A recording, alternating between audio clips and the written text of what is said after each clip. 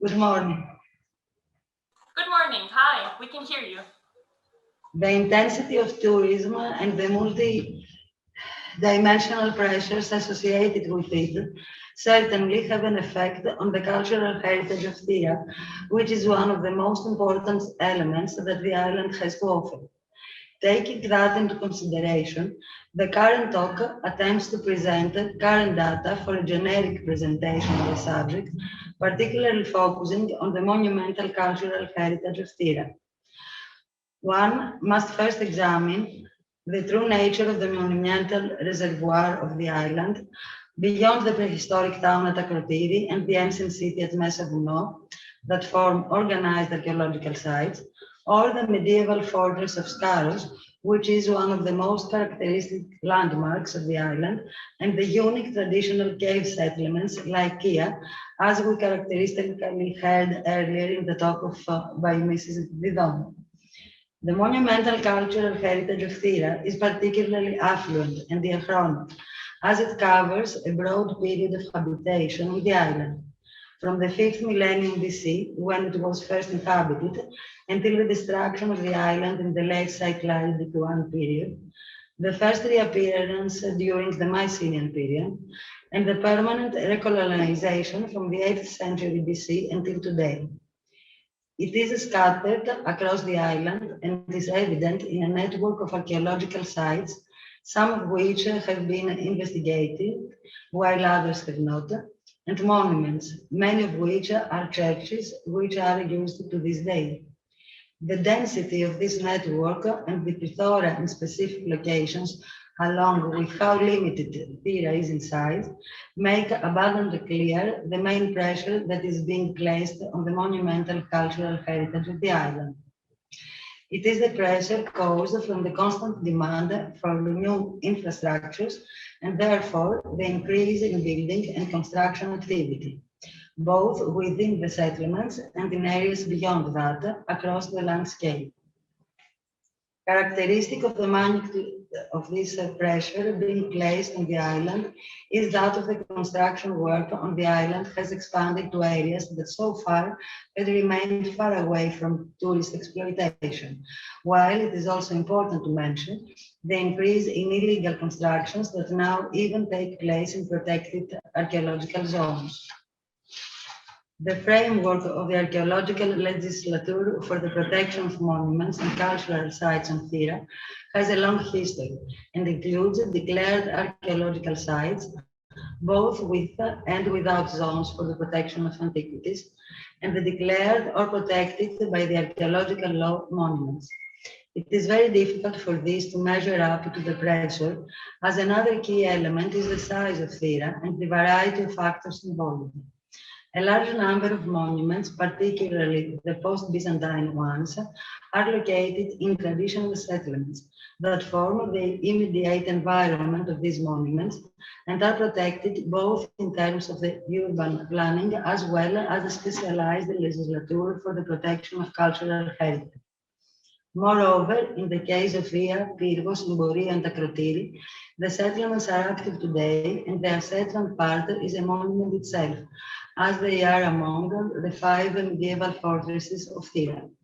This topic will be examined in the talk by Mrs. Sigala and Mrs. Akelak.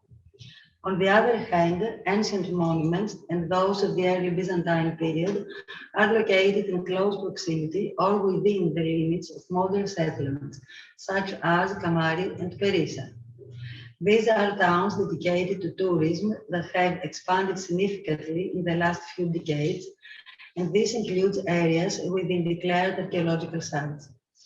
It is also worth noting that in the areas outside the town limits, several monuments from different periods and in varying levels of preservation are associated and interlinked with the protection and preservation of the natural landscape. In areas that urban planning laws prohibit construction in order to protect the natural landscape and the cultural heritage, as it is evident on the caldera and other areas. The natural landscape is under pressure, and this is also directly linked to the danger faced by the monuments. The interference caused is not only associated with the building project, but also with the destruction of traditional elements of the island. For example, the dry walls that have stood in the Terran landscape for decades or centuries are being replaced by modern modes of fencing. It is crucial that with any overall planning for a sustainable development of Thera, the recording and overall cataloging of the cultural heritage of the island should be completed in order to avoid the loss of information and the further deterioration.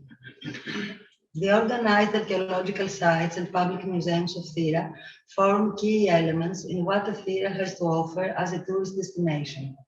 The two most prevalent sites of the island, the prehistoric town of Akrotiri, one of the most important archaeological sites of Greece and first-time visitors in the Cyclades, and the city of ancient Thera, which is the oldest attraction on the island, and 13 visitors in the Cyclades below Delos.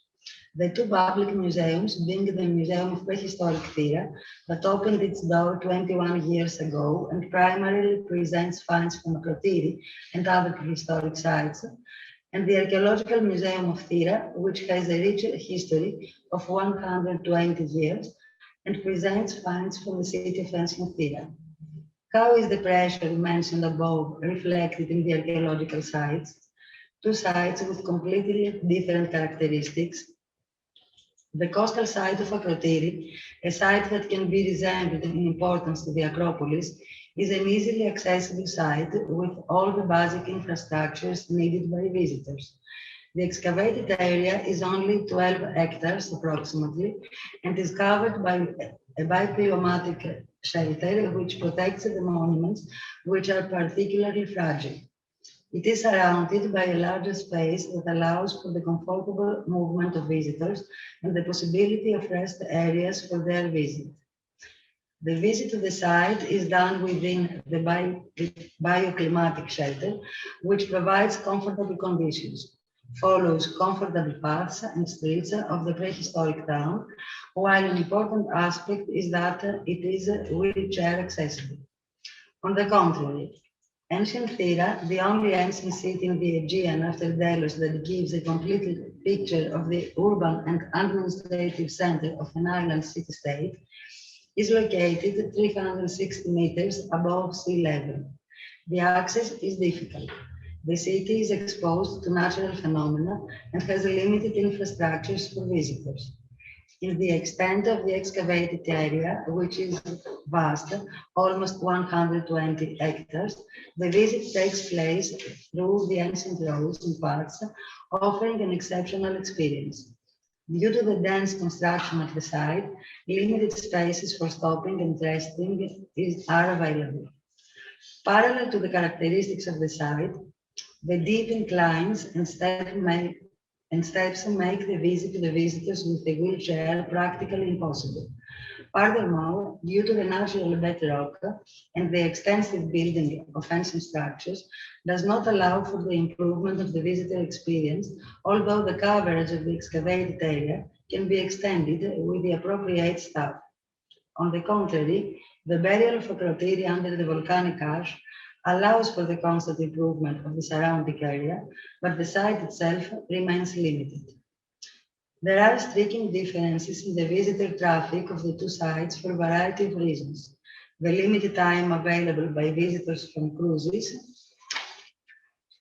the difference in time spent at the site, ancient Thera requiring 3 times as much time, the different promotion conducted for each site. Akrotiri therefore receives some 280,000 visitors, while ancient Thera receives 60,000 visitors. Taking this information into consideration, ancient Thera is not under direct pressure from the tourist flows, despite being open during regular visiting hours. It could perhaps host 6 times the number of visitors without the experience of the site being affected. This, of course, could only take place with the improvement of the staffing issues and guarding the site, the easier access to the site, and the preservation of the longer season. On the other side of the spectrum is Akrotiri, where despite the extended opening hours between 8 in the morning and 8 in the evening during the summer months, the pressures are clearly evident, particularly with the large groups, with a combination of the narrow walkways as well as the several stops required in order to visit the site. These issues are factors that make it practically difficult to estimate the actual capacity of the space. In the case of the museums, we shall also take into consideration the ecclesiastical icons collection of Agia Triada in Pyrgos, which is a case of its own.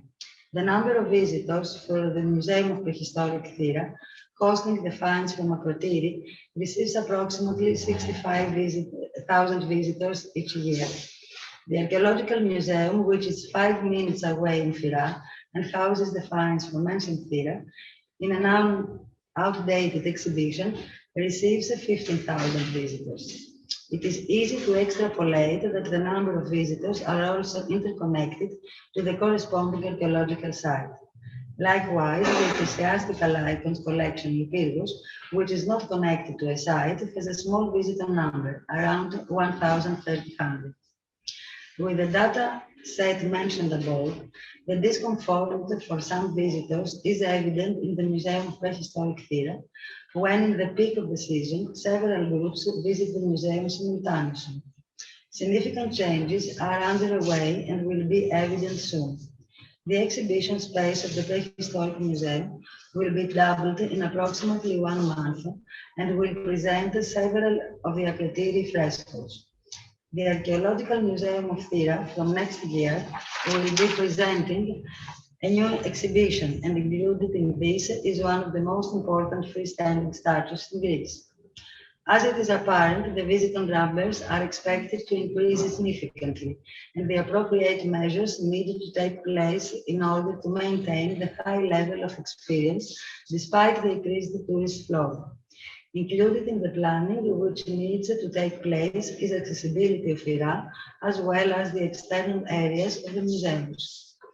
In every sense of the way, the rich monumental cultural heritage of Thera, whether that be the current infrastructures under the auspices of the Ministry of Culture through the Ephorate of Antiquities of the Cyclades, or educational tourism, or other approaches, should be the protagonist towards a more sustainable tourism program.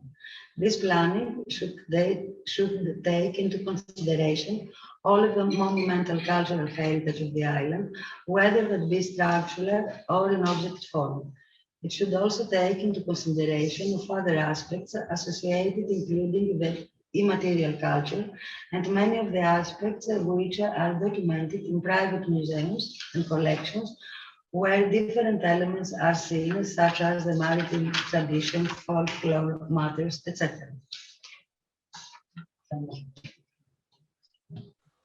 Thank you very much, Mrs. Maya Evstathiou. This was a very interesting presentation.